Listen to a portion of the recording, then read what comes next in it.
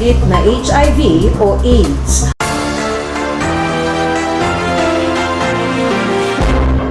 Ang Human Immunodeficient Virus Infection, Acquired Immunodeficiency Syndrome ay isang sakit ng sistemang immune ng tao na sanhi ng HIV. Sa simulang impeksyon, ang isang taong nahawaan ay maaaring makaranas sa isang maikling trangkaso. Saan nakukuha ang sakit na HIV o AIDS? Pakikipagtalik ng walang proteksyon, ang HIV ay maaaring mailipat sa pamamagitan ng hindi protektadong pakikipagtalik, vaginal, anal o oral sa isang taong may HIV.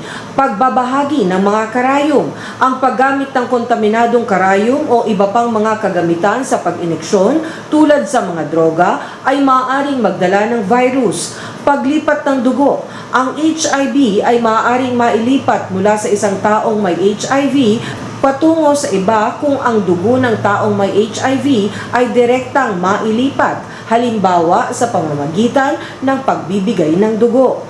Pagdaan ng HIV mula sa ina patungo sa anak. Ang isang babaeng may HIV ay maaaring maglipat ng virus sa kanyang anak habang siya ay buntis, nang siya ay manganak o sa pamamagitan ng pagpapasuso. Paano maiiwasan ang sakit na HIV o AIDS? Narito ang ilang hakbang na maaaring gawin. Paggamit ng kondom.